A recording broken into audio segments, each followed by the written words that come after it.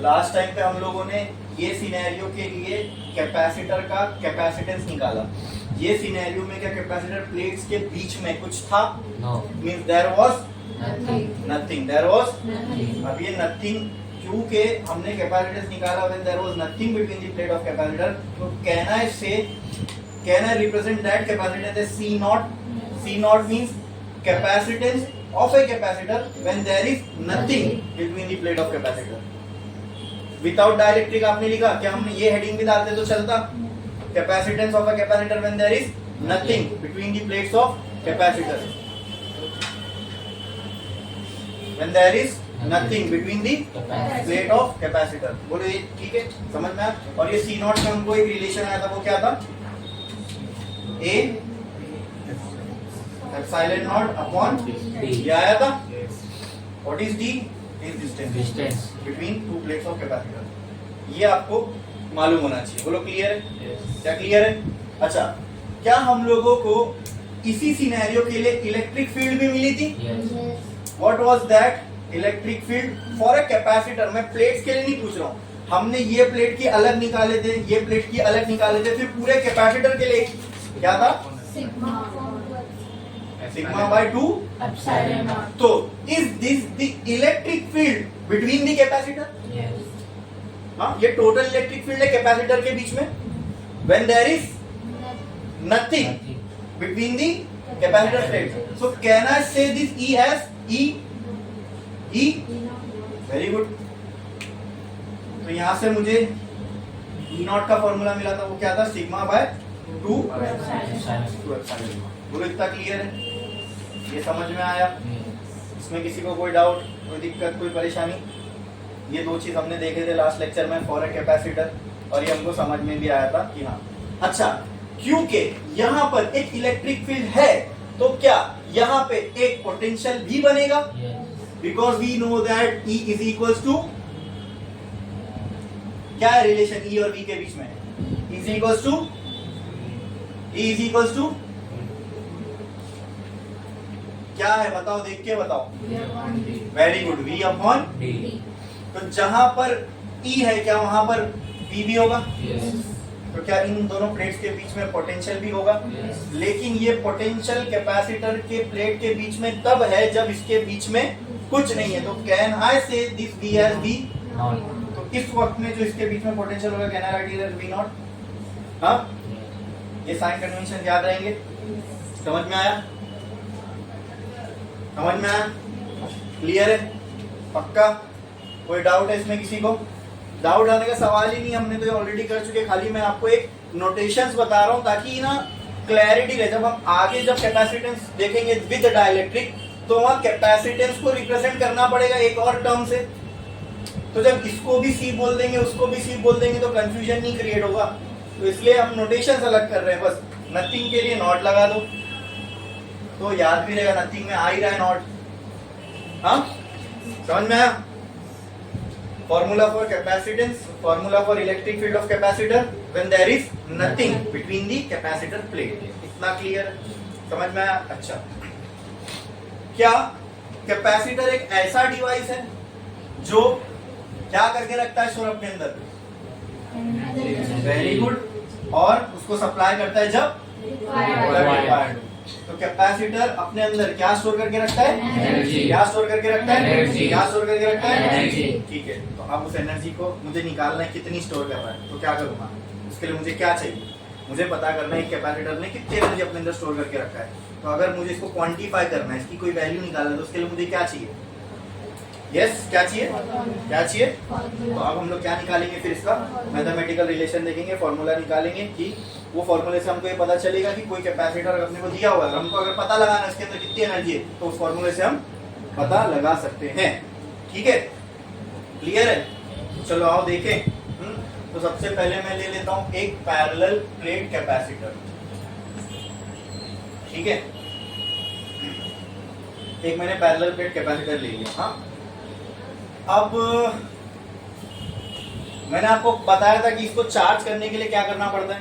Yes, इसको क्या करेंगे? बैटरी से कनेक्ट कर देंगे। ओके, तो मैंने कर दिया बैटरी से कनेक्ट। तो बैटरी से कनेक्ट करने पे क्या होगा? इलेक्ट्रॉन ये वाली प्लेट से निकालेगा बैटरी और कहाँ जमा करेगा, ये वाली पे। तो यहाँ से क्या निकलेंगे, इलेक्ट्रॉन्स, और कहाँ जाके जमा होंगे, ये वाली पे।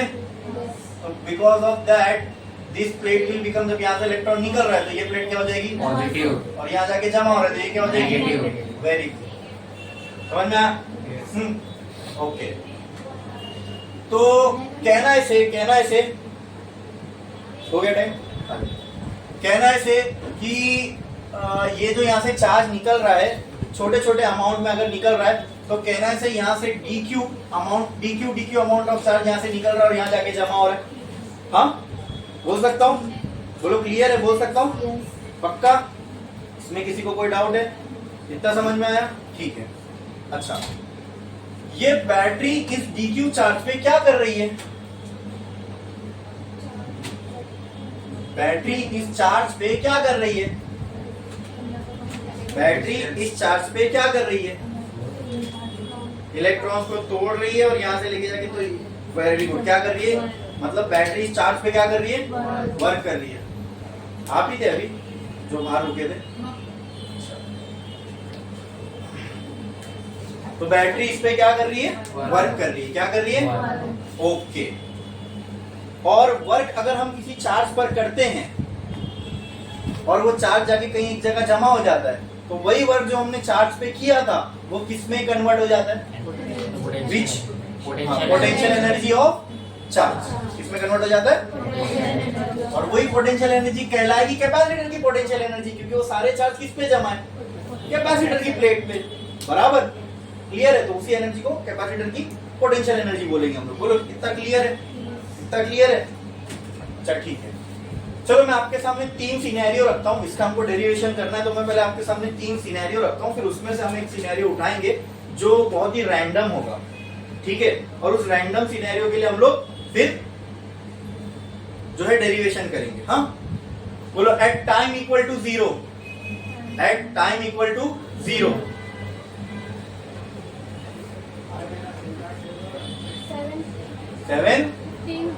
7:25, ठीक है? एट टाइम इक्वल टू 0, जब ये प्रोसेस स्टार्ट हुआ होगा, लेट से उस टाइम पे मैं टाइम को क्या मान रहा हूं? 0। क्या मान रहा हूं? 0। क्या तब एक भी चार्ज यहां से निकला होगा? क्या यहां से एक भी चार्ज निकला होगा? नहीं, क्योंकि मैंने जस्ट बैटरी को लगाया हूं, अब एक भी चार्ज यहां से निकला नहीं है। मतलब जो चार्ज यहां से निकला होगा at time equal to 0 will be equal to 0। बोलो इतना क्लियर है? बोलो इतना क्लियर है? जब कोई यहां से चार्ज निकला ही नहीं दोस्तों, तो यहाँ इन दोनों प्लेट के बीच में कोई पोटेंशियल होगा? वो भी क्या हो जाएगा? मतलब मैं एक कंडीशन आपके लिए डिफाइन कर रहा हूँ। शुरुआत में जब मैंने जैसे ये प्रोसेस शुरू किया, टाइम इक्वल टू 0, एक भी चार्ज नहीं निकला, तो मतलब एक भी चार्ज ये प्लेट से वो प्लेट में नहीं है, मतलब चार्ज भी 0 है और पोटेंशियल भी दोनों प्लेट के बीच में 0 है। Let's say after some time t, मतलब t equal to t seconds बाद, ठीक है, यहां से कुछ चार्ज टूटा होगा, मतलब मैंने बैटरी कनेक्ट कर दिया और 10 मिनट के लिए छोड़ दिया, तो क्या बैटरी क्या करने लग जाएगी? यहाँ से चार्ज निकाल दिया, यहाँ से चार्ज निकाल दिया, यहाँ से चार्ज निकाल दिया, ये चार्ज के ऊपर वर्क करने लग जाएगी। बराबर। तो लेट्स से t टाइम के बाद कुछ अमाउंट ऑफ चार्ज यहां से निकला होगा और यहां जाके जमा हुआ होगा। क्या ये चीज आपके समझ में आ रही है? हाँ, तो लेट्स से t टाइम के बाद मैं बोल सकता हूँ q is something small q, मतलब जो चार्ज है, ठीक है, उसकी कुछ तो क्वांटिटी अब निकली प्लेट में से, एंड दैट कुछ तो क्वांटिटी को मैंने क्या किससे रिप्रेजेंट कर दिया? स्मॉल q से। किससे? बोलो इतना क्लियर है? तो क्या इस वक्त इनके बीच में कोई पोटेंशियल क्रिएट हुआ होगा? Let that potential be v, ठीक है? तो मैंने क्या बोल दिया? v बोल दिया। बोलो क्लियर है? ये समझ में आया? Small v। बोलो क्लियर है? अच्छा, अब एक टाइम आएगा जब ये सारा का सारा चार्ज यहां पे जमा होगा। मतलब अगर आप चाहो ना कि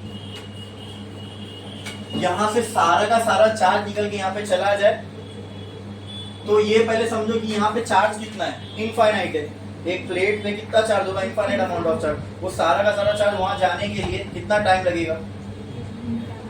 क्या लगेगा? इंफिनिटी। तो at t is equals to infinity हम अज्यूम करते हैं Q सारा का सारा ट्रांसफर होगा, मतलब ये Q कैपिटल Q का मतलब क्या कि सारा का सारा चार्ज जितना भी था इस प्लेट पे वहां पे जमा हो गया। और लेट से उस टाइम पे जो पोटेंशियल था वो कैपिटल V के बराबर हो गया, यानी टोटल पोटेंशियल वो वाली, यानी इन दोनों के बीच में जो पोटेंशियल है लेट से इसके पोटेंशियल के बराबर हो गया। बोलो इतना क्लियर है? ये समझ में आया? अच्छा अब देखो ये दोनों तो बहुत ही स्पेसिफिक केस है, टाइम इक्वल टू 0 और टाइम इक्वल टू इंफिनिटी। ठीक है, अगर हम ये जो प्रोसेस चल रहा है इसको कोई भी बीच के टाइम के लिए देखें, कोई भी रैंडम टाइम के लिए, तो अगर हम रैंडम सिनेरियो के लिए कोई मैथमेटिकल रिलेशन निकालते हैं ना, तो वो फॉर्मूले को हम लोग स्पेसिफिक कंडीशन पे लगा सकते हैं। स्पेसिफिक कंडीशन कैसे कि यहाँ पे t की वैल्यू एग्जैक्ट है, यहाँ पे t की वैल्यू एग्जैक्ट है, बराबर। तो ये दोनों अगर हम लेके चलेंगे ना तो ये सिर्फ इंफिनिटी के लिए वैलिड होगा, ये वाली इससे अगर जो फॉर्मूला आएगा वो सिर्फ टाइम इक्वल टू 0 के लिए वैलिड होगा। हमको तो कोई भी टाइम के लिए चाहिए ना, हम जो फॉर्मूला निकालेंगे वो कोई भी टाइम के लिए वैलिड होना चाहिए। तो कौन सी कंडीशन हमारे लिए बेस्ट सूटेड होगी? ये वाली, सेकंड वाली, बराबर। बोलो क्लियर है? इसमें किसी को कोई डाउट? ठीक है, तो लेट से हमको इतना मालूम है जब भी ये चार्ज यहाँ से यहाँ पे जमा होगा तो इन दोनों प्लेट्स के बीच में क्या डेवलप हो जाएगा? पोटेंशियल। क्या डेवलप हो जाएगा? तो क्या अगर हमको मालूम है इन दोनों के बीच में पोटेंशियल डेवलप होने वाला है तो क्या यहाँ मैं पोटेंशियल का फॉर्मूला यूज कर सकता हूँ? Potential is equal to work done per unit charge. बोलो इतना क्लियर है? समझ में आया? और एक बात, हम लोगों को दोस्तों निकालना भी तो एनर्जी है ना, निकालना क्या हमको? एनर्जी तो निकालना है कैपेसिटर की। वो निकालने के लिए हमारे पास एनर्जी का कोई टर्म होना चाहिए कि नहीं होना चाहिए? और पोटेंशियल आपके लिए वो मदद भी कर देगा कि एनर्जी का टर्म यहाँ आ रहा है, क्योंकि work is a form of energy. तो वो एनर्जी जो बाद में किसमें कन्वर्ट हो जाएगी? पोटेंशियल एनर्जी ऑफ चार्ज में। तो हमारे लिए दोनों तरीके से पोटेंशियल का फॉर्मूला यूज करना फेवरेबल है। समझ में आया? निकालना क्या है? निकालना क्या है? एनर्जी। तो एक काम करो ना, इसको एनर्जी के टर्म्स में लेके आ जाओ। एनर्जी मतलब वर्क को एक साइड रखो, बाकी दोनों को वहां फेंक दो। Work equal to Q into V, ऐसा बोल सकता हूं मैं? बोलो इतना क्लियर है? क्या ये समझ में आया? इसमें किसी को कोई भी डाउट है? पक्का? पक्का? अच्छा ठीक है। अब अगर मान लो यहां से बहुत छोटे छोटे अमाउंट में लेट से चार्ज ट्रांसफर हो रहा है, तो कहना है से यहाँ से dq, यहाँ से छोटे छोटे अमाउंट में टाइम के साथ यहाँ से यहाँ चार्ज जा रहा है। ठीक है, तो कहना है से कि यहाँ पे dq अमाउंट ऑफ चार्ज एक प्लेट से दूसरी प्लेट पे ट्रांसफर हो रहा है। ठीक है, तो यहाँ मैं लिख देता हूँ here dq amount of charge is getting transferred from one plate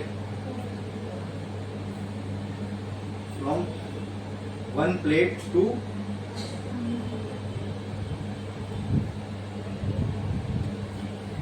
another। ठीक है, तो यहाँ पे जो चार्ज ट्रांसफर हो रहा है वो कितना हो रहा है? dq। तो अगर थोड़ा ही चार्ज यहाँ से वहां जा रहा है तो उसके वजह से जो बनने वाला वर्क है वो भी कैसा होगा? छोटा होगा। तो therefore w can be written as dw। Clear है इतना? हाँ, अब क्या मैं इसको इस तरीके से लिख सकता हूं? dw is equal to V into dq। बोलो इतना क्लियर है? हाँ क्लियर है? ये समझ में आया? तो एक काम करो, छापो इतना पहले। हेडिंग डाले आपने? नहीं। एक लाइन छोड़ो, स्टार डालो और लिखो एनर्जी स्टोर्ड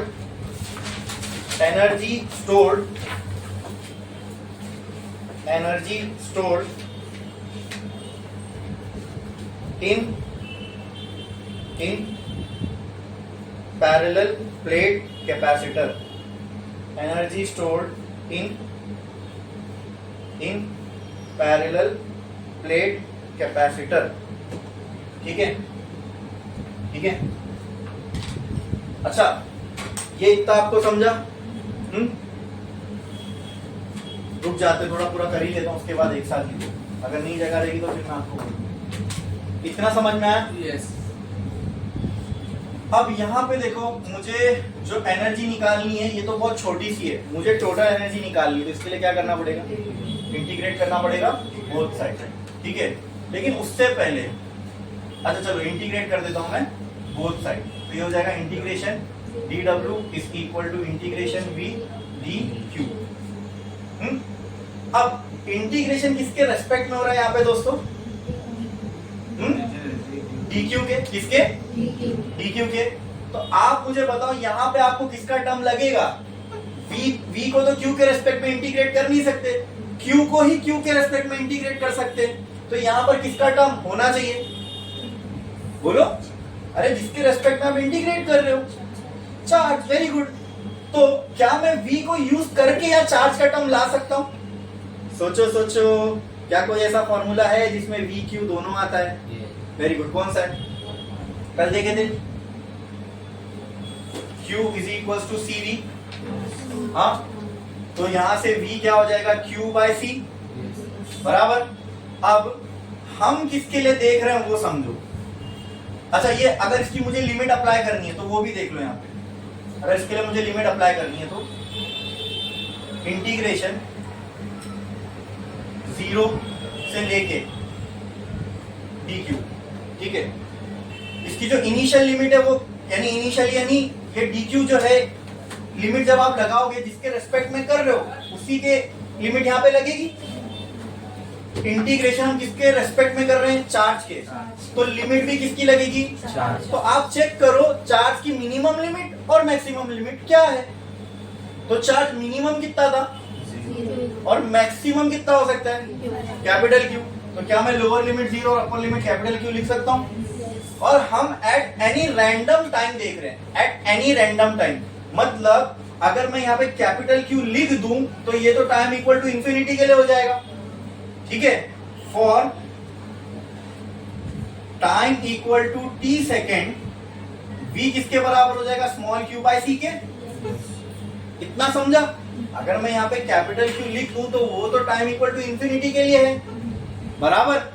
हम लोगों को जो देखना है, जो फॉर्मूला मैथमेटिकल रिलेशन निकाल रहे हैं वो एट एनी रैंडम टाइम निकाल रहे हैं, तो उसके लिए अगर मेरे को मैं यहाँ कैपिटल क्यू रख देता हूँ जो हमारे नोटेशन से, उसके हिसाब से कैपिटल क्यू तो टाइम इक्वल टू इंफिनिटी के लिए, बराबर। हम लोग एट रैंडम टाइम t निकाल रहे हैं, तो उसके लिए मैं q की जगह क्या लिख सकता हूँ? Small q। क्लियर है इतना? तो मेरा v का फॉर्मूला क्या बन जाएगा? Small q by c। बोलो, इसमें किसी को कोई डाउट है क्या? ये चीज सबको समझ में आई? अरे बोलो ना। Yes. तो can I write this as q by c? हाँ। अच्छा, dw को इंटीग्रेट करोगे तो ये क्या हो जाएगा? w। तो w is equal to capacitance. c क्या है? Capacitance for a capacitor. और मैंने आपको बताया था हर कैपेसिटर के लिए कैपेसिटेंस की वैल्यू फिक्स्ड होती है।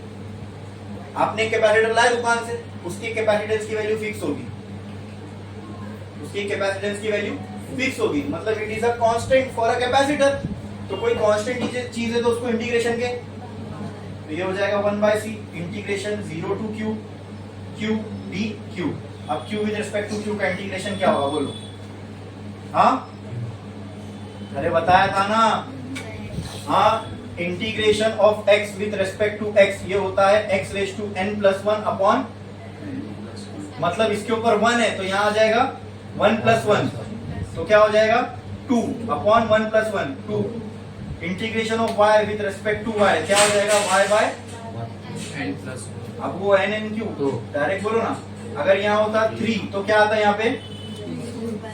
4 by integration z with respect to z क्या हो जाएगा? z रेज टू अपॉन, तो integration of q with respect to q क्या हो जाएगा? ऐसी यहाँ पे। हाँ, तो can I write this as Q square by 2 2 और लिमिट लग जाएगी, लोअर लिमिट इधर, अपर लिमिट इधर। बोलो क्लियर है? क्या ये चीज समझ में आई? हाँ पक्का?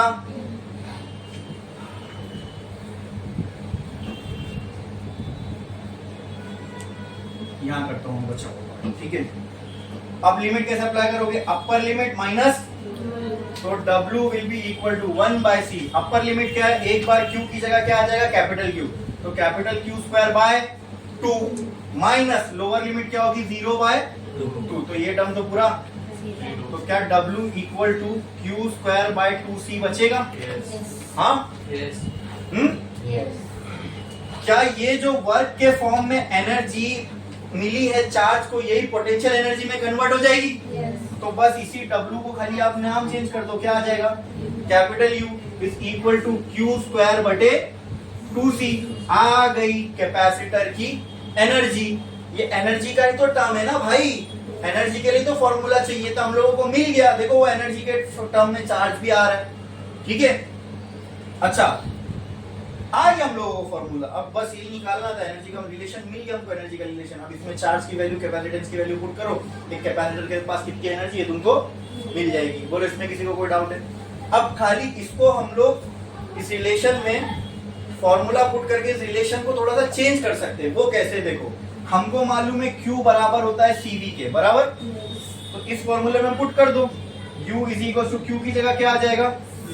CV, तो ये हो जाएगा C square V square upon 2c। तो एक c यहाँ से कट, एक c यहाँ से कट, ठीक है।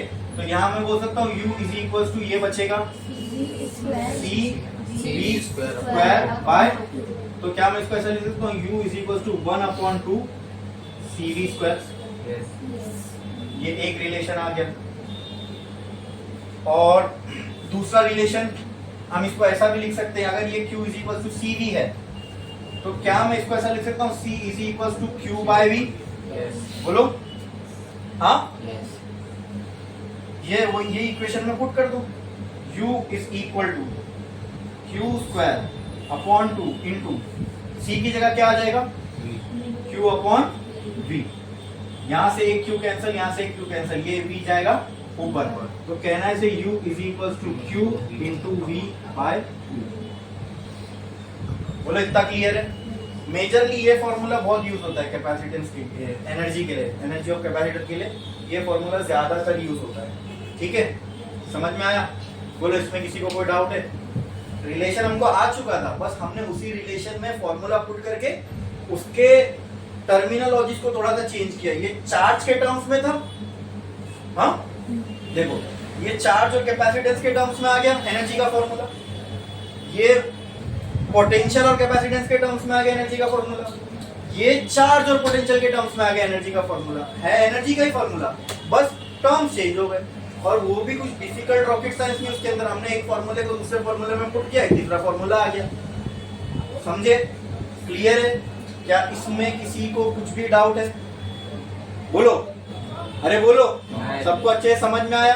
ठीक है, मतलब बैटरी ने जो चार्ज पे वर्क किया और वो चार्ज जाके प्लेट पे जमा हुआ, तो कैपेसिटर के पास यानी चार्ज के पास कौन सी एनर्जी आ गई?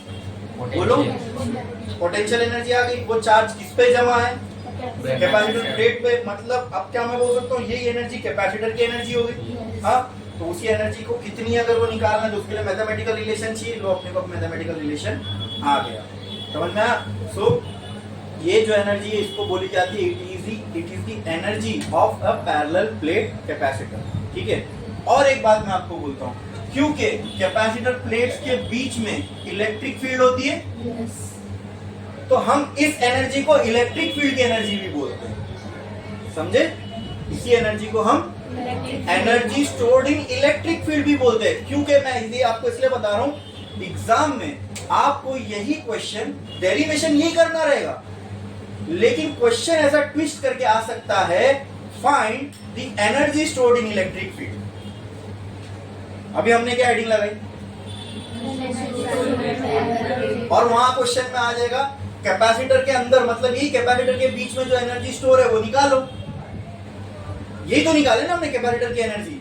अब एग्जाम में एक क्वेश्चन आ गया, अगर आपको find the energy stored in electric field. आप बोलोगे ये तो सर ने कराया ही नहीं, लेकिन करना क्या है, यही पूरा करना है, क्योंकि कैपेसिटर के बीच में कौन सी फील्ड है, तो हम ये मानते हैं कि ये एनर्जी इलेक्ट्रिक फील्ड की एनर्जी भी है।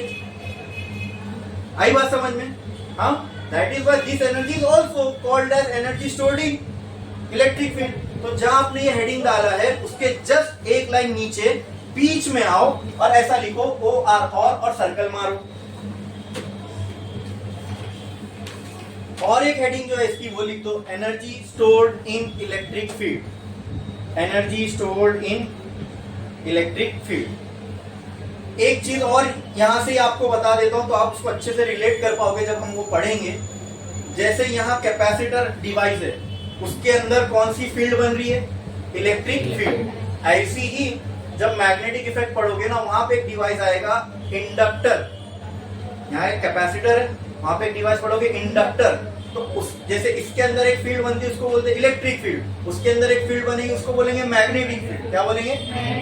तो वहां पर भी आपको एनर्जी ऑफ इंडक्टर निकालने बोलेगा, तो आप निकाल लोगे एनर्जी ऑफ इंडक्टर।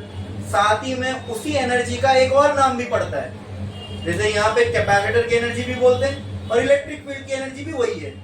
वहां पे इंडक्टर की एनर्जी बोलो या फिर इंडक्टर के अंदर जो फील्ड है उसकी एनर्जी बोलो। तो इंडक्टर के अंदर कौन सी फील्ड होगी, तो क्या आप उसको energy stored in magnetic field बोल सकते हो? तो देखना जब हम वहां पढ़ेंगे तो उसके लिए भी ऐसी कोई रिलेशन आएगा। ठीक है, वो बंद करो दरवाजा बराबर। समझा? क्लियर है एकदम अच्छे से? ये समझ में आया एनर्जी स्टोर्ड इन कैपेसिटर। इसमें ये पार्ट आपके समझने के लिए, ये आपको डेरिवेशन में नहीं लिखना है, ये भले आप मांगता तो साइड में लिख लो अपनी बुक के, ठीक है? बाकी पूरा छापो जल्दी।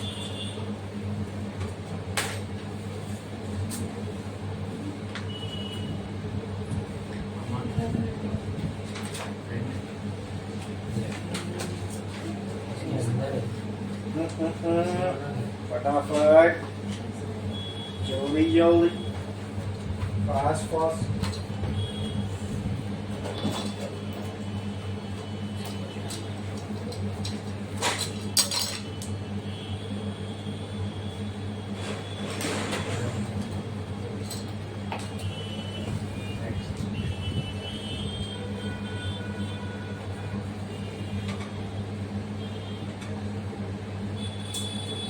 मैं लिख देता हूं, if Q tends to dq then W किसके बराबर हो जाएगा, dW। छोटा छोटा वर्क छोटे छोटे चार्ज पे।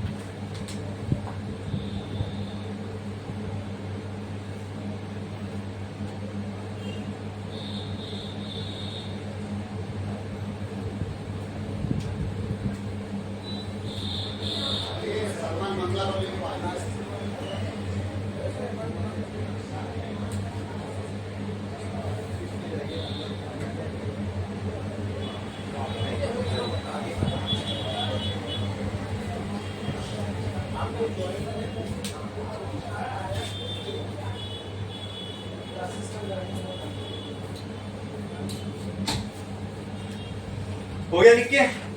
कितने लोगों का बाकी है? जल्दी छापो।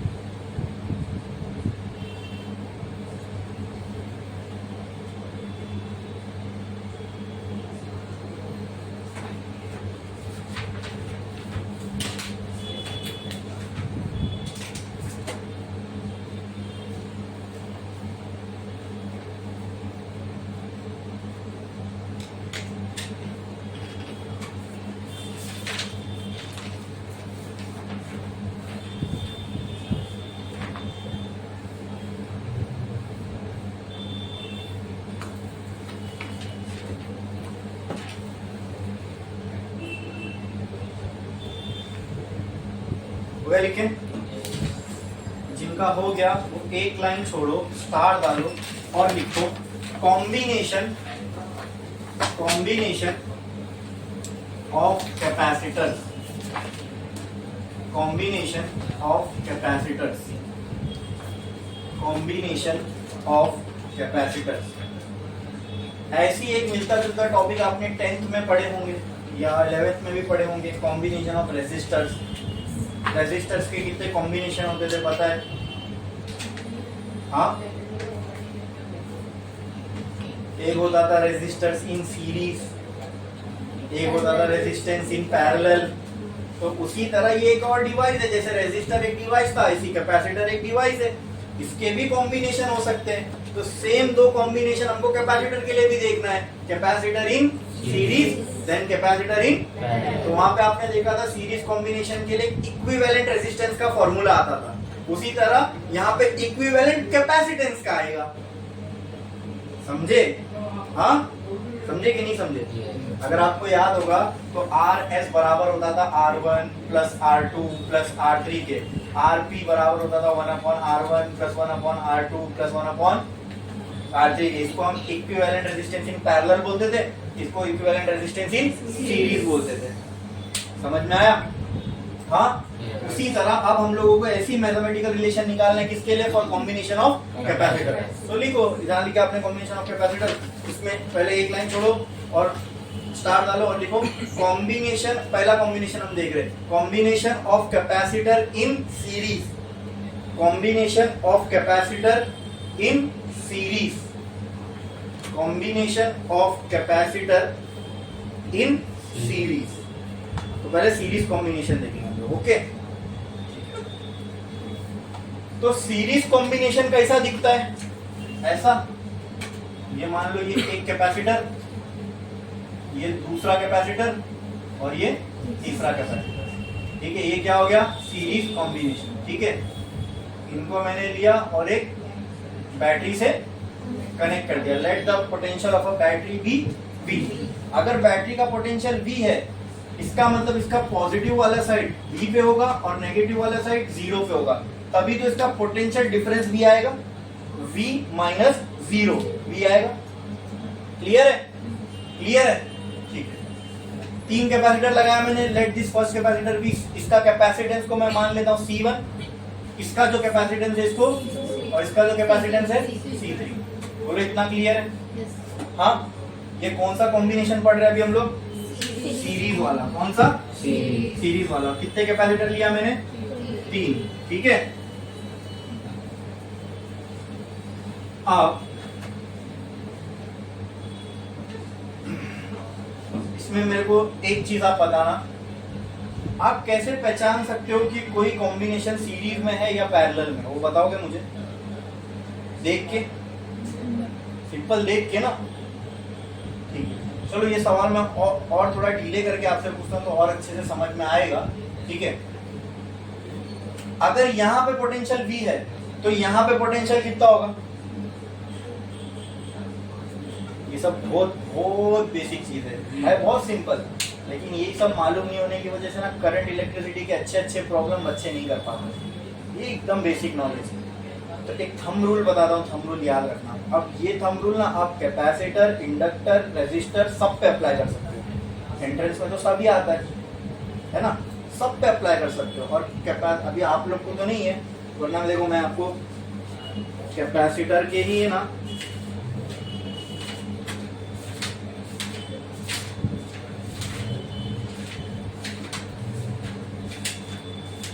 इतने प्रॉब्लम्स है कैपेसिटर के रिलेटेड ही कॉम्बिनेशन के, कि अगर मैं आपको बताऊंगा ना तो मजा भी आएगी करने के लिए, बट उसकी ट्रिक है करने की। वो ट्रिक जिसको मालूम है वो उसको इजीली कर सकता है। ऐसे टाइप के कैपेसिटर के कॉम्बिनेशन आ सकते हैं, ऐसे टाइप के आ सकते हैं। ये दिख रहा है, ये बॉक्स टाइप ऐसे या फिर ऐसे। बट आप लोगों को तो मुश्किल है ऐसा आना, ये तो सब एंट्रेंस के क्वेश्चन है।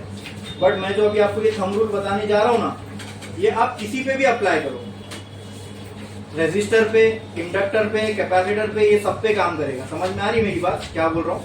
हाँ हाँ, ये देखो, ये ये ऐसे ऐसे टाइप के कॉम्बिनेशन होते हैं कैपेसिटर के, ऐसे रेजिस्टर भी लगा हो सकता है, ये फिर ऐसे टाइप में होते हैं, ऐसे टाइप में होते हैं, ये सब टाइप के अलग अलग टाइप के कॉम्बिनेशन है कैपेसिटर के। वो सब कॉम्बिनेशन कहीं ना कहीं सीरीज और पैरेलल से ही मिलके बना रहेगा, यानी जो भी मैंने अभी आपको कॉम्बिनेशन ऐसी ग्लिम्स दिया ना, वो कहीं ना कहीं सीरीज और पैरेलल का ही कॉम्बिनेशन होता है। इसीलिए सीरीज और पैरेलल को पढ़ना जरूरी है। इसके कॉन्सेप्ट अगर क्लियर होंगे ना आपके, तो आप वो सब प्रॉब्लम्स इजीली कर सकते हो।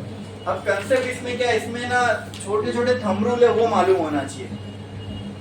सबसे पहला थंब रूल ये है ना कि अगर आप लाइन में देखो, यहां से यहां तक जाने में बीच में कोई डिवाइस दिख रहा है आपको, कुछ है बीच में, कुछ भी है, हाँ, मतलब यहाँ पोटेंशियल चेंज नहीं होगा, पोटेंशियल उतना ही रहेगा। यानी तो अगर यहाँ भी है तो यहाँ पे भी, अगर यहाँ है भी है तो यहाँ पे भी भी।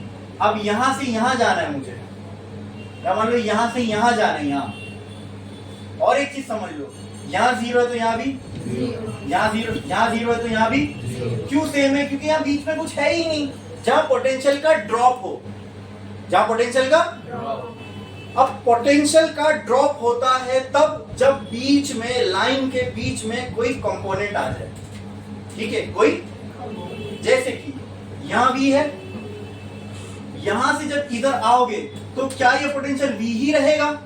नहीं, ये कुछ और हो जाएगा, ठीक है, कुछ और हो जाएगा। यहां से यहां जाओगे तो या पोटेंशियल वही रहेगा, कुछ और हो जाएगा।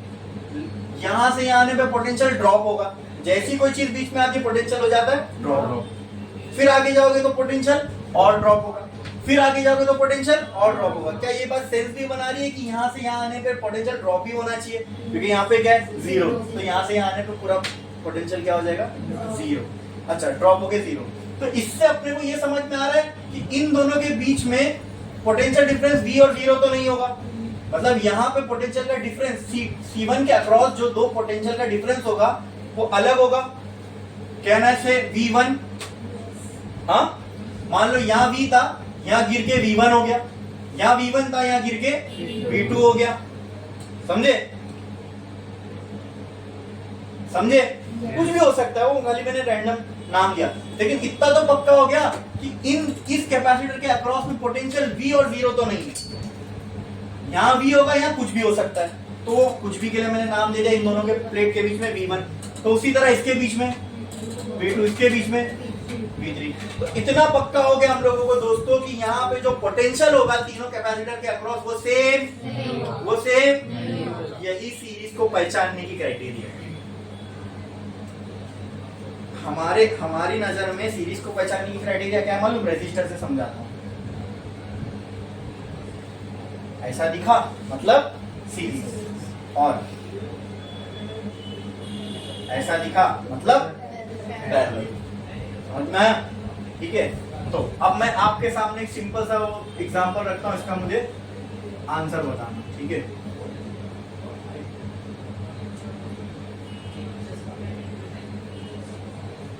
ये सीरीज, ये पैरेलल, तो ये कौन सा कॉम्बिनेशन है? क्लियर है? समझ में आया? Let this be R1, let this be R2। तो ये कौन सा कॉम्बिनेशन हुआ? कौन सा कॉम्बिनेशन हुआ? कौन सा कॉम्बिनेशन हुआ? अच्छा, जो क्राइटेरिया सीरीज को पहचानने के लिए कैपेसिटर के लिए, वही सेम क्राइटेरिया सीरीज को पहचानने के लिए रेजिस्टर की भी है। समझ में आया? ठीक है,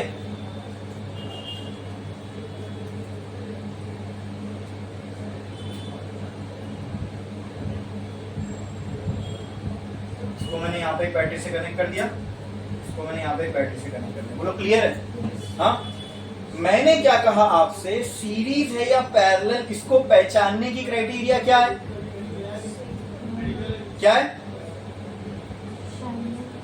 क्या है? यहाँ पे बताया ना, क्या डिफरेंट होना चाहिए? Potential across each component should be different, should be. अगर ये मिल रहा है मतलब वो सीरीज में, वो सीरीज। अच्छा, ये देख के बोलो, ये पैरेलल में, ये पैरेलल में, इसमें कॉन्फिडेंट, पक्का? चलो आओ चेक करते हैं सीरीज है या पैरेलल। ठीक है, ये है पोटेंशियल इसका V। मैं कुछ टफ नहीं कर रहा हूं। अगर इसका पोटेंशियल V है तो पॉजिटिव पे V होगा, नेगेटिव पे Zero. ये भी थंब रूल है, पोटेंशियल को ऐसे बांट दो तो प्रॉब्लम सॉल्व करने आसान होता है। ये सब बहुत बारीक बारीक चीजें, ये कोई नहीं बताता कि आप बैटरी के पोटेंशियल को ऐसा बांटो तो सम सॉल्व करना आसान हो जाता है। अच्छा, अगर यहाँ V है तो यहाँ पे क्या होगा, क्योंकि बीच में कुछ है। नहीं. अब मुझे बताओ, अगर यहाँ V है तो यहाँ पे क्या होगा, V होगा V1। चलो ठीक है, अगर यहाँ V1 है तो यहाँ पे भी, V1. यहाँ V1 है तो यहाँ पे, V1. यहाँ V1 है तो यहाँ पे। V1. अब यहाँ पे क्या होगा, V2. V। अब गौर से देखो, इसके अक्रॉस जो पोटेंशियल डिफरेंस है वो V1 है, इसके अक्रॉस जो पोटेंशियल डिफरेंस है वो V1 V2 है। क्या पोटेंशियल का डिफरेंस दोनों पे सेम है, क्या डिफरेंट है, Different है. सेम है या डिफरेंट है? क्या ये सबको क्लियर है, ये क्लैरिटी सब में आ रही है? ये किसी को डाउट है कि यहाँ नहीं, ऐसा नहीं होगा, कुछ और होगा?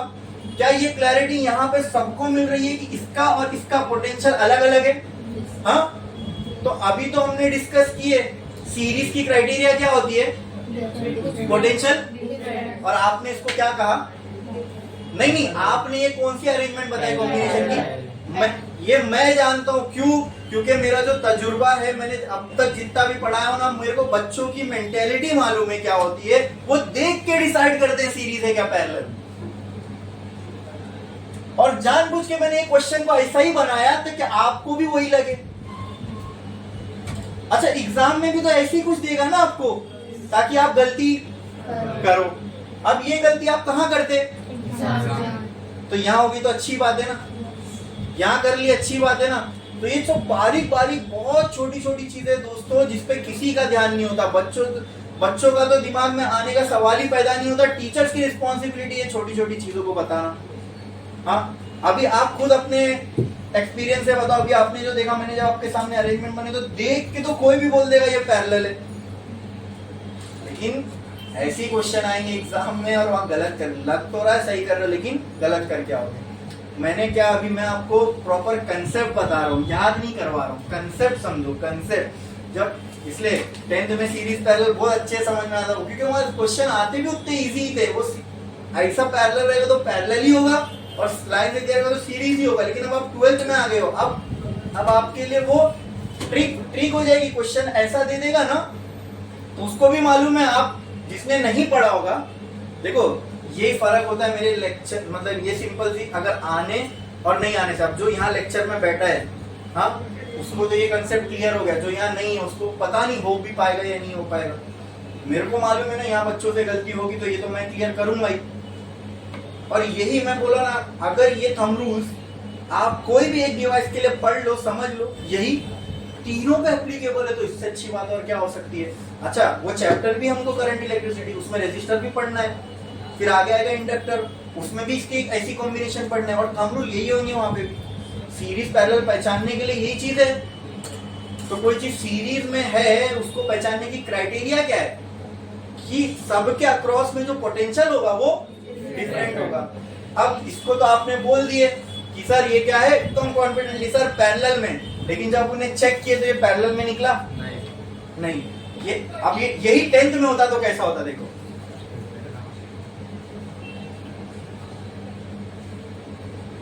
हाँ। अब किसमें, आप सीरीज में ना, अब सीरीज में लग रहा है। यही चीज तो बनाया मैंने वहां पे, सिर्फ मैंने इसको यहां रख दिया और इसको इधर रख दिया, समझे? हाँ, अब ये वही समझ सकता है जिसके कंसेप्ट अच्छे से क्लियर होंगे। ये बहुत बारीक बारीक चीज है, ठीक है? लग रहा है कि नहीं हम लोग फिजिक्स को एकदम प्रॉपर वे में समझ रहे हैं। हाँ, ये बारीक बारीक गलतियां कोई बताता है, किसी का ध्यान भी नहीं जाता इसके ऊपर। अभी आपने की ये गलती, तो सबसे पहले अपने दिमाग को होशियार कर लो। वो क्या, जब भी मेरे सामने सीरीज पैरेलल का क्वेश्चन आएगा तो हम देख के नहीं डिसाइड करेंगे। ये जो मैंने आपको अभी थंब रूल बताया, इससे चेक करेंगे पहले कि ये कॉम्बिनेशन सीरीज का है या, क्योंकि क्वेश्चन तो जानबूझ के ट्विस्ट करके दिया रहेगा कि आप गलती करो। समझे? देखो इतनी छोटी छोटी से कंसेप्ट मालूम होने से कितनी बड़ी बड़ी गलती होने से बच जाते हैं। और एंट्रेंस वगैरह में तो 100% ऐसे ही आएगा, घुमा फिरा के। अब वो वायर वाले क्वेश्चन तो मैंने आपको बताया नहीं ना आपके सिलेबस में, ठीक है, एकदम पजल जैसे है, बहुत सिंपल है, बहुत सिंपल। अभी ये भी बता दिया ना तो करने में मजा आती है, सब खेल लगता है करने में, लेकिन सिर्फ तब जब इसके जो बेसिक कंसेप्ट है ना वो क्लियर होंगे। और अगर वो क्लियर नहीं है ना तो आपके सामने, मैं बोला ना 4 ऑप्शन में से आंसर सामने है, लेकिन बेसिक कंसेप्ट क्लियर ना होने की वजह से हमको लगता है अरे बाप रे तो मेरे से हो ही नहीं सकता, है ना। तो यहां पर अभी हम क्लियर है कि तीनों का पोटेंशियल डिफरेंट होगा। अब क्योंकि पोटेंशियल डिफरेंट होगा इसलिए मैंने V1 V2 V3 लिख दिया। अब ये कॉम्बिनेशन पढ़ क्यों रहे, मान लो भाई मेरे को एक मोबाइल बनाना है, उसमें 5 कैपेसिटर लग रहे हैं, एग्जांपल के तौर पे 5 कैपेसिटर लग रहे हैं। मैं क्या सोचता हूँ अभी 5 कैपेसिटर एक हेनरी के लगाऊं, एक फैरेड के लगाऊं, ठीक है। इससे अच्छा है कि मैं एक कैपेसिटर लेता हूँ जो पांचों के बराबर का हो। जैसे एक फैरेड के 5 कैपेसिटर लगाने से अच्छा 5 फैरेड का एक कैपेसिटर लगा देता हूँ ना, उससे मेरी जगह बचेगी, बराबर, कंपोनेंट का कॉस्ट बचेगा, मैन्युफैक्चरिंग कॉस्ट बचेगा। आई बात समझ में, क्लियर है। अच्छा एक चीज मैंने अभी फैरेड नाम लिया तो याद आया, मैंने कैपेसिटेंस की यूनिट नहीं बताया ना आपको। कैपेसिटेंस हमने क्या निकाला था, कैपेसिटेंस का फॉर्मूला क्या था, A epsilon naught by D, ठीक है। तो ये जो कैपेसिटेंस है इसकी यूनिट होती है फैरेड, ठीक है। माइकल फैरेड एक साइंटिस्ट था, उसके नाम पे यूनिट है फैरेड, ठीक है। हाँ इसके डायमेंशन निकालना है तो ये फैरेड से नहीं मिलेंगे, फिर अपने को ये A D और एप्सिलॉन इन तीनों की यूनिट्स लिखना पड़ेगा, फिर उससे डायमेंशनल एनालिसिस करना पड़ेगा, ठीक है। बट यहाँ पे फिर उसके लिए अपन टाइम नहीं दे सकते, समझे ना। एप्सिलॉन की भी मैंने आपको यूनिट बता चुका हूँ, उसकी यूनिट यहाँ लिखो, A की लिखो, D की लिखो, फिर MLT जो भी डायमेंशन आ रहे हैं पुट कर दो। आई बात समझ में। अब मेरे को क्या करना है दोस्तों, मुझे ऐसा, मेरे को ये सर्किट को छोटा करना है, यानी क्या मैं बोल सकता हूँ, ये सर्किट को मुझे ऐसा बनाना है कि मैं इन सब की बदले में क्या कर दूं, एक कैपेसिटर लगा दूं जो काम इन तीनों के बराबर का करे, मतलब इक्विवेलेंट काम करे। क्या करे, तो मुझे ऐसा कैपेसिटर चाहिए जिसका कैपेसिटेंस इन तीनों के इक्विवेलेंट हो, इसलिए मैं इसको C इक्विवेलेंट लिख दे रहा हूं, समझे। इक्विवेलेंट का मतलब क्या, ऐसा एक कैपेसिटर मैंने लगाया जो ये तीनों सीरीज के बराबर का काम अकेला करेगा। अब मैंने वहां 1 2 नहीं लिखा हूं, क्या लिखा हूं, C इक्विवेलेंट। बोलो क्लियर है, समझ में आया, टेस्ट में किसी को कोई डाउट है। अच्छा जैसे रेजिस्टर जब हम पढ़ते थे ना दोस्तों, तो वहां पे सीरीज के लिए यही क्राइटेरिया थी क्या, कि पोटेंशियल सब रेजिस्टर के अक्रॉस क्या होगा, डिफरेंट होगा, क्या होगा डिफरेंट। और सीरीज की ये क्राइटेरिया थी, दूसरी क्राइटेरिया ये सीरीज को पहचानने की, रेजिस्टर के लिए पोटेंशियल तो डिफरेंट होगा लेकिन करंट सेम होगा।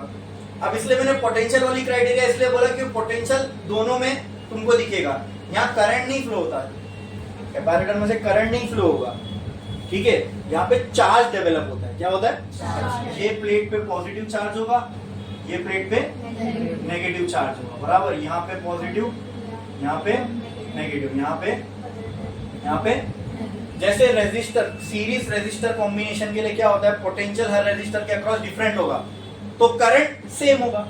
उसी तरह यहाँ पे पोटेंशियल डिफरेंट है तो क्या सेम होगा, चार्ज। जैसे वहां करंट है वही काम यहाँ पे कौन कर रहा है, चार्ज, तो यहाँ क्या सेम होगा, चार्ज। तो यहाँ पे मैं नीचे लिख देता हूँ, ठीक है। या तो एक काम करो, ये चीज आप नोट करके लिखो, नोट कॉम्बिनेशन ऑफ सीरीज लिखे, उसके नीचे नोट करो, लिखो स्टार डालो, लिखो note for series combination, for series combination, for series combination, comma डालो, नीचे लिखो उसकी एक लाइन नीचे, potential across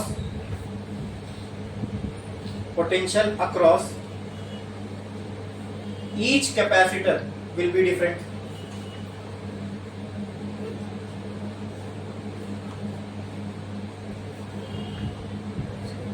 और नेक्स्ट लाइन में क्या लिखोगे, charge across each capacitor will be same ना भाई, एक चीज डिफरेंट होगी तो दूसरी सेम होगी, चार्ज विल बी सेम। अच्छा अब इसी का उल्टा पैरेलल में होगा, पैरेलल में आप क्या देखोगे, क्या सेम रहेगा, पोटेंशियल सेम रहेगा, तो क्या डिफरेंट हो जाएगा वहां हर कैपेसिटर पे, चार्ज, ठीक है। तो यहाँ पे मान लो अगर इस कैपेसिटर पे चार्ज है Q, तो इस पे भी क्या होगा, और इस पे भी, मतलब ये Q1 Q2 Q3 तीनों भी क्या है, Q के ही बराबर है, समझ में आया। क्लियर है? पक्का? पक्का? तो कहना है राइट फॉर सीरीज कॉम्बिनेशन। अच्छा, ये तीनों को या फिर ये तीनों के अक्रॉस, ये इसके भी अक्रॉस क्या होगा? पोटेंशियल V होगा। तो यहां भी और यहां भी है तो यहां भी, यहां 0 तो यहां भी, यहां भी है तो यहां भी, यहां 0 तो यहां भी। अच्छा, कैपेसिटर के अक्रॉस क्या होगा? V और अब देखो ये तीनों के अक्रॉस भी क्या है? अगर मैं ये तीनों को मिला दूं तो इसके यहाँ और यहाँ क्या है? तो ये तीनों के बराबर का ही तो ये एक कैपेसिटर है ना। समझ में आया? तो क्या मैं बोल सकता हूं, जो पोटेंशियल, सुनो मेरी बात, जो पोटेंशियल ये कैपेसिटर के अक्रॉस है वही पोटेंशियल ये तीनों में बट रहा है। हाँ, बोल सकता हूं। तो कहना है right V equivalent is equal to V1। अच्छा, ये हो गया C इक्विवेलेंट। तो जैसे इसका पोटेंशियल था V1, इसका V2, इसका V3, तो इसका पोटेंशियल क्या हो जाएगा? V इक्विवेलेंट बराबर इसके अक्रॉस अकेले के जितना पोटेंशियल है उतना ही पोटेंशियल ये तीनों का मिला के है, क्योंकि ये अकेला कैपेसिटर इन तीनों का बराबर का है। ये समझा कि नहीं समझा? समझा। तो जो चीज डिफरेंट है उसी की इक्वेशन बना दो। क्या डिफरेंट था यहाँ पे? पोटेंशियल। तो V equivalent will be equal to V1 plus V2 plus V3 plus, क्या आपको ये पता है Q बराबर होता है CV के? तो यहाँ तो V है, तो क्या मैं लिख सकता हूँ V बराबर होगा Q बाय C के। हाँ, तो यहाँ पे आप लिख दो V इक्विवेलेंट, तो उसकी जगह क्या आ जाएगा? Q upon C equivalent. हाँ हाँ, इक्वल टू यहाँ पे क्या आ जाएगा? Q1 upon C1 plus Q2 upon plus Q3 upon. लेकिन हमको पता है दोस्तों Q1, Q2, Q3 ये सब किसके बराबर है? Q के बराबर है। किसके बराबर है? सब पे सेम चार्ज है। तो कहना है right Q upon C equivalent is equal to Q upon C1 plus Q upon C2 plus Q upon. तो यहां से ये कैंसिल। समझे ना कैसे कैंसिल हुआ? ये सबको कॉमन लो, कैंसिल ही हो जाएगा। तो ऊपर ही रख के कैंसिल कर दो ना। नहीं समझ में आया तो मैं यहाँ पर कर देता हूँ। चलो, ये Q1 Q2 Q3 सबकी जगह क्या आ जाएगा? Q आ जाएगा। अब देखो Q upon C equivalent will be equal to Q सब में से कॉमन ले लिया, क्या बचेगा? 1 by C1 plus 1 by C2 plus 1 by C3। तो यहाँ से क्यों कैंसिल हुई? क्यों मैंने यहाँ कैंसिल कर दिया। समझे? तो क्या बचता है अब यहाँ पे? 1 upon C equivalent is equal to 1 upon C1 plus 1 upon C2 plus 1 upon. ये आ गया हमको formula for combination of capacitor in series. ऐसी एक फॉर्मूला आपको 1 अपॉन R1 1 अपॉन R2 किस में आता था? रजिस्टर में आता था। बट वहां पे ये फॉर्मूला किसके लिए आता था? पैरेलल के लिए। यहाँ उल्टा है। ठीक है, ये याद रखने वाली चीज है। यहाँ उल्टा है। कैपेसिटर में जो पैरेलल के लिए रेजिस्टर का फॉर्मूला था वो कैपेसिटर के लिए सीरीज है। तो इससे लॉजिक लगाओ, कैपेसिटर का जो पैरेलल का फॉर्मूला होगा वो किसकी तरह दिखेगा? सीरीज की तरह। मतलब यहीं से आप प्रेडिक्ट कर सकते हो C इक्विवेलेंट ऑफ पैरेलल कैसे आएगा। अगर 3 कैपेसिटर है तो C1 प्लस C2। अरे अपने शुरू भी नहीं किया और आपने उसका आंसर बता दिया। समझे? बस समझ में आएगा तो यही होगा। ठीक है, अब इसको थोड़ा सा शॉर्ट कर लेते हैं। मान लो अब ये 3 कैपेसिटर है। Example, if there were only 2 capacitor, या फॉर 2 कैपेसिटर में डायरेक्टली फॉर, तो क्या कहीं पे आपको अगर 2 कैपेसिटर मिलना तो आपको बार बार सॉल्व करने की जरूरत नहीं। आप ये रिलेशन डायरेक्ट यूज कर सकते हो। एक बार मिल रहा है, इसी को डायरेक्ट यूज कर दो। फॉर 2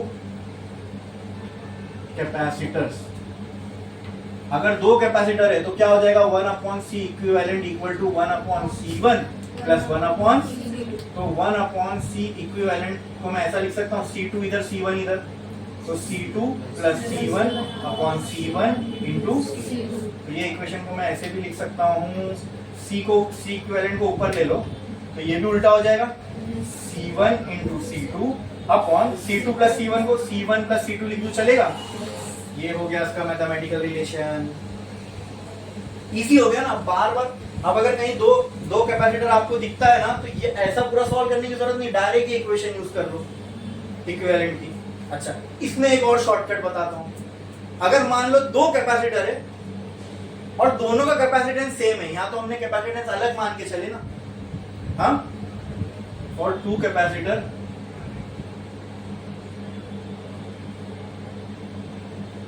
हैविंग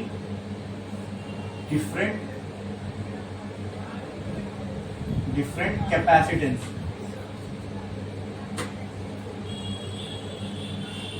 अगर यहां पे for capacitor having same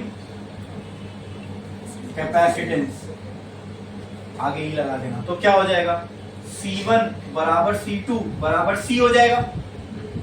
दोनों का अगर कैपेसिटेंस सेम है तो मैं दोनों को एक ही नाम दे दिया C, तो यहां पुट कर दो। अब C इक्विवेलेंट क्या आ जाएगा, C into C upon C plus C, तो C इक्विवेलेंट किसके बराबर आ जाएगा, C स्क्वायर अपॉन 2C, यहां से एक C यहां से एक C कैंसल, तो C इक्विवेलेंट किसके बराबर आ रहा है जरा देखो, C अपॉन 2। अब एक शॉर्टकट बताऊं, अगर तीन कैपेसिटर होते, ये शॉर्टकट है याद रखना, अगर तीन कैपेसिटर होते जिनका कैपेसिटेंस सेम होता तो यहां क्या आ जाता, अगर चार कैपेसिटर होते जिनका कैपेसिटेंस सेम होता तो इक्विवेलेंट कैपेसिटेंस कितना आता, और 3 capacitor C equivalent will be equal to C by 3. Therefore, for n capacitor C equivalent कितना आ जाएगा, C अपॉन, ये शॉर्टकट फॉर्मूला दे दिया मैंने आपको, अब बार बार करने की जरूरत नहीं है।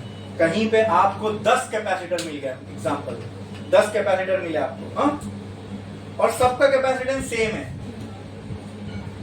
C है, तो C इक्विवेलेंट कितना आएगा, हाँ, C अपॉन, और वो सीरीज में कनेक्टेड है तो उनका डायरेक्ट कितना आ जाएगा, C अपॉन। जैसे अभी एग्जांपल देता हूं, चलो 10 कैपेसिटर है मेरे पास, 10 फैरेड के, कितने के 10 फैरेड, और सीरीज में, तो इसका इक्विवेलेंट कैपेसिटेंस कितना होगा, n, तो 10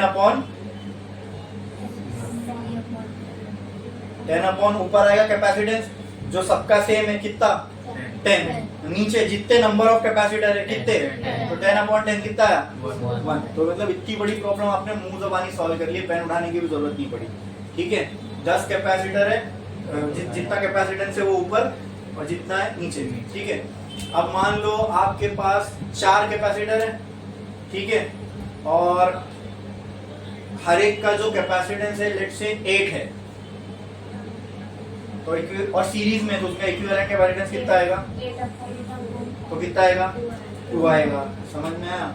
हाँ, तो एंट्रेंस में देखो ऐसे ही क्वेश्चन सॉल्व होते हैं, ये सब छोटी छोटी चीजें मालूम होने से ना डायरेक्ट आप जबानी सॉल्व कर सकते हो, वो समझ में आया। मतलब मैंने आपको सीरीज कॉम्बिनेशन तो यही खत्म हो चुका था, लेकिन इसके बाद आपका टाइम बचे एग्जाम में, उसके लिए कुछ कंडीशंस थी वो मैंने आपको बता दिया। अक्सर एग्जाम में ऐसा होगा कि आपको 2 ही कैपेसिटर दिया हुआ सीरीज में, तो आपको पूरा सॉल्व नहीं करना, डायरेक्ट ये यूज कर लो। अगर 2 है उसमें भी कैपेसिटेंस सेम है, तो अब इसको तो अगर 10 भी कैपेसिटर दे दिया सेम है तो उसका एक शॉर्टकट अपने को मालूम पड़ गया। क्लियर है, छापो।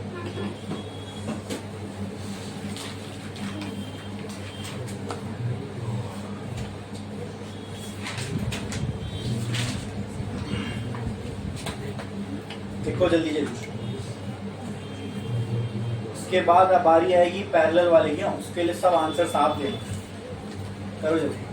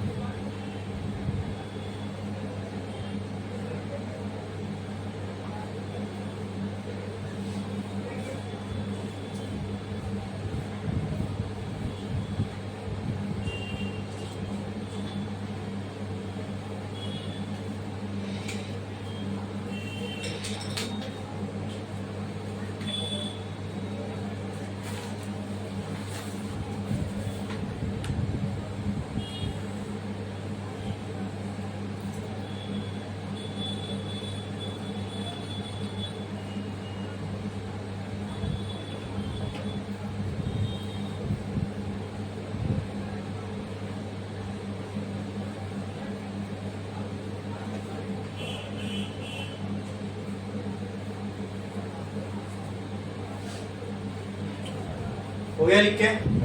कितने लोगों का बाकी है? ये सारी क्राइटेरिया जो, अच्छा पहले लिख लो, फिर आपको ना यहीं से रजिस्टर का एक शॉर्टकट बताता हूं।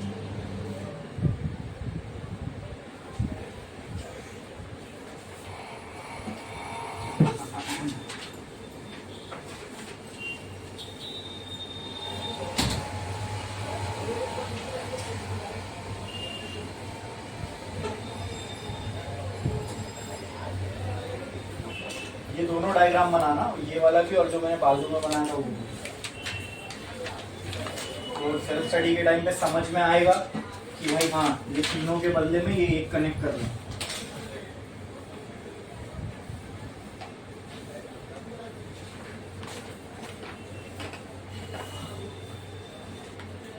ये हो गया?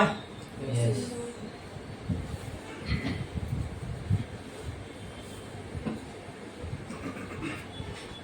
जिनका हो गया वो नेक्स्ट हेडिंग क्या लगाएंगे? जिनका लिख के हो जाएगा वो नेक्स्ट हेडिंग क्या लगाओगे? कॉम्बिनेशन, बोलो। यस, देखो नेक्स्ट स्टार डालो, हेडिंग लगाओ, combination of capacitor in parallel.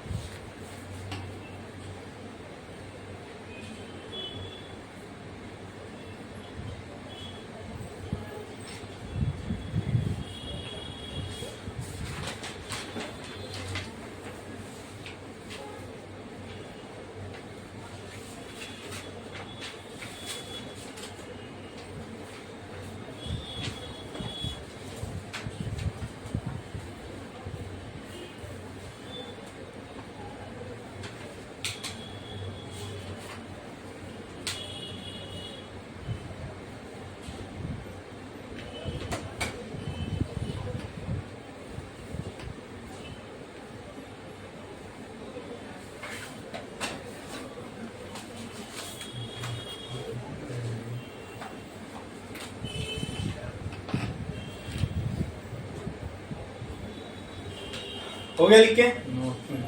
अब देखो, यही मैंने आपसे कहा ना, कैपेसिटर के लिए जो फॉर्मूला हम लोग को सीरीज का आ रहा है, यही रेजिस्टर के लिए किसके लिए आ रहा था?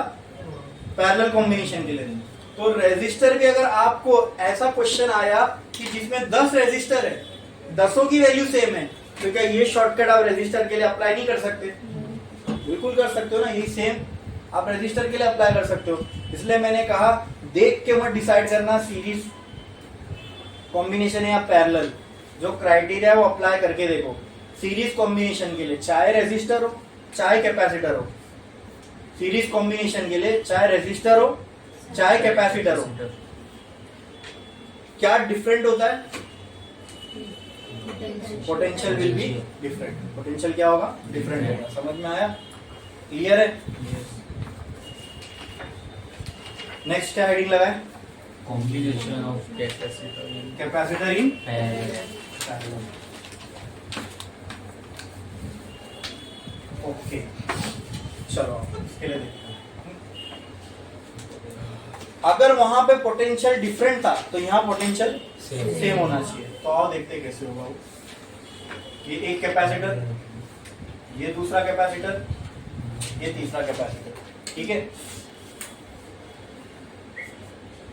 ये कैपेसिटर के दोनों एंड्स।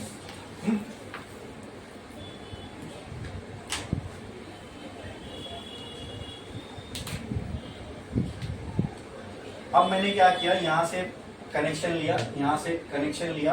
अब ये पूरे कॉम्बिनेशन को किससे कनेक्ट कर दिया मैंने? बैटरी से। अब आप लोग आंसर दोगे, जो पूरा लॉजिक समझाया अब यहाँ अप्लाई करो और आप बताना, देखना आपके ही नॉलेज से देखना कि यहाँ सबके अक्रॉस में क्या सेम आना चाहिए? पोटेंशियल सेम आना चाहिए। चलो चेक करते हैं। Let the potential of this battery be V. So the positive potential of the battery will be at V and negative will be at 0. If this is V, then this will also be. If this is 0, then this will also be 0. If this is V, this will also be. अगर ये V है तो ये भी V होगा। ये V है तो मुझे बताओ यहाँ बीच में कुछ है? तो यहाँ इसके अक्रॉस भी क्या होगा? V। ये V है तो यहाँ कुछ है, नहीं। तो इसके अक्रॉस भी क्या होगा? V। ये V है, यहाँ कुछ है, नहीं। तो यहाँ पे क्या होगा? V। ओके, 3 कैपेसिटर है, तीनों अलग अलग है। लेट इसकी कैपेसिटेंस भी C1, इसका कैपेसिटेंस भी C2, इसका कैपेसिटेंस भी। इफ दिस इज 0, यहाँ पे भी क्या पोटेंशियल होगा? Zero। अगर यहाँ 0 तो यहाँ भी कितना होगा? Zero। यहाँ 0 तो यहाँ कुछ नहीं, यहाँ भी कितना होगा? Zero। यहाँ 0, यहाँ कुछ नहीं, यहाँ कितना होगा? Zero। यहाँ 0, यहाँ पूरी लाइन में कुछ नहीं, यहाँ कितना होगा? Zero। चेक करो तीनों कैपेसिटर के अक्रॉस पोटेंशियल क्या है? सेम है, V0 V0 V0 आया कि नहीं? बेसिक कंसेप्ट्स अगर एकदम क्लियर होंगे तो देखो कैसे फटाफट हर चीज समझ में आती है। इस क्राइटेरिया को लगा के जब आप सीरीज पैरेलल डिसाइड करने जाओगे ना तो कभी गलत नहीं होगा, और अगर देखने वाली क्राइटेरिया से जाओगे तो 100% गलत होगा, क्योंकि तुमको इतना आसान क्वेश्चन देगा नहीं कि तुमको खाली देख के मालूम पड़ जाए। तुम देख के तुमको लगेगा पैरेलल है और तुम पैरेलल का फॉर्मूला लगा दोगे और एक्चुअल में वो किसमें निकल रहा होगा? सीरीज में। तो अब क्राइटेरिया पूरी समझ में आ गई ना। और मैंने आपको चार्ज वाला कंफ्यूजन भी नहीं है, सिर्फ पोटेंशियल चेक करो बस। पोटेंशियल सेम है, अब पूरा लॉजिक वही लगा। पोटेंशियल सेम है तो यहाँ क्या डिफरेंट होगा? जो तो चार्ज अगर डिफरेंट होगा तो इस पे चार्ज मैं बोल देता हूँ Q1, जैसे वहाँ V1 V2 V3 लगाया था, अब यहाँ चार्ज डिफरेंट है तो यहाँ Q1 Q2 Q3। ठीक है, तो चलो इक्विवेलेंट की कहानी पहले समझ लेते हैं। मेरे को क्या करना है, मुझे कोई एक ऐसा कैपेसिटर, तो मैं क्या करूंगा, इन तीनों के बदले एक कैपेसिटर लगाऊंगा जिसका कैपेसिटेंस किसके बराबर होगा? तो उसको मैं क्या बोलूंगा? C equivalent. अब ये तीनों में चार्ज अलग अलग है तो इसमें जो भी चार्ज होगा वो तीनों के बराबर का होगा, तो ये हो जाएगा Q इक्विवेलेंट। जो डिफरेंट था वही वहां का इक्विवेलेंट होगा ना, वहां V डिफरेंट था तो V इक्विवेलेंट आया था। अब क्योंकि यहाँ V सब पे सेम है तो वहां V भी उसके लिए भी सेम ही होगा। ठीक है, तो देखो चेक कर लो इसके लिए देख लो। V तो ये पॉजिटिव तो ये V, और ये भी V, और ये यहाँ पे क्या होगा? V, और यहाँ पे भी, यहाँ पे 0, यहाँ पे भी। समझे? क्लियर है? क्या डिफरेंट है यहाँ?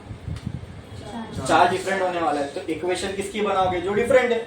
वहां क्या डिफरेंट था? तो पोटेंशियल की इक्वेशन बनी V equal to V1 V2 V3, तो यहाँ इक्वेशन कैसी बनेगी? Very good. खुद से समझ में आ रहा है कि नहीं सब? खुद से समझ में आ रहा है कि नहीं है सब? For parallel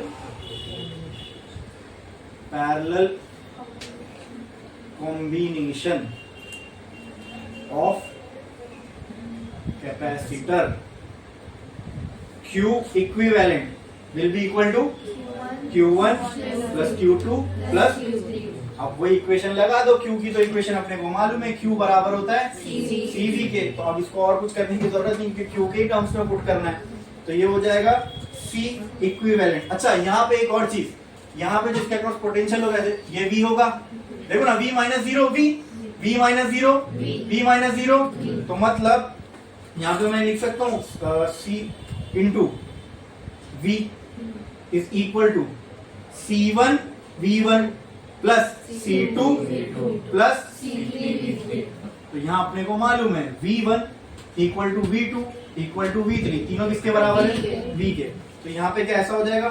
C equivalent into V is equal to C1 V plus C2 V plus C3 V। Difficult है इसको समझना?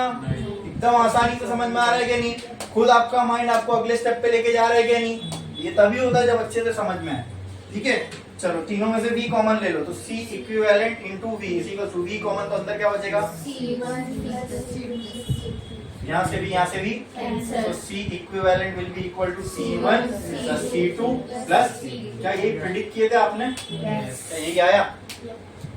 समझ में आया? क्लियर है? अगर सेम तीनों कैपेसिटर सेम होते तो ये इजी है, तीनों कैपेसिटर सेम होते तो 3C आ जाता, 4 होते तो 4C, 5 होते तो 5C, सिंपल, N होते तो NC। क्लियर है? हाँ, तो इसके लिए वो शॉर्टकट इतना मायने नहीं रखता, वहां पे थोड़ा सा डिफिकल्ट पड़ता है। तो चलो लिख देता हूं मैं, for same capacitance C equivalent will be equal to 3C, C1 equal to C2 equal to C3 equal to C for n number of capacitor. क्या हो जाएगा? C इक्विवेलेंट किसके बराबर हो जाएगा? NC के। अब यही जो फॉर्मूला तुमको यहाँ कैपेसिटर के लिए सीरीज के लिए आए, तो ये उठा के तुम पैरेलल के लिए आए, तो ये उठा के तुम रेजिस्टर की किस पे अप्लाई कर सकते हो, सीरीज के, क्योंकि ऐसा रेजिस्टर जो है वहाँ सीरीज में होता था। ठीक है, ये जो रिलेशन है, ये जो रिलेशन है रेजिस्टर में, ऐसा वाला किसके लिए आता था, लेकिन कैपेसिटर के लिए किसके लिए आ रहा है, पैरेलल के लिए। तो ये हो गया series and parallel combination capacitor का खत्म। करो छाप।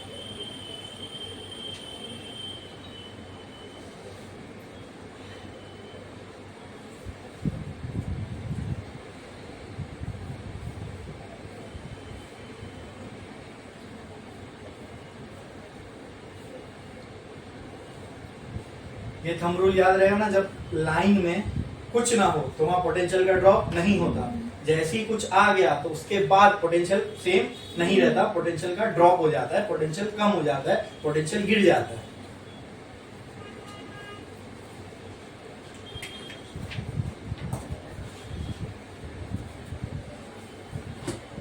और हम लोग को करना है तो हम पॉजिटिव साइड से नेगेटिव साइड पे जाते हैं। मैं भी पॉजिटिव से चला था, फिर नेगेटिव पे गया।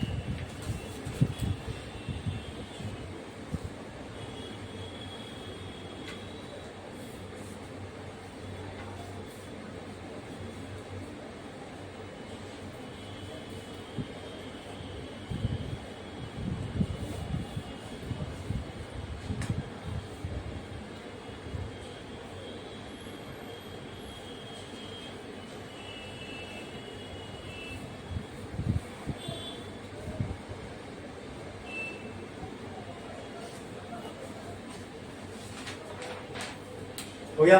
Yes.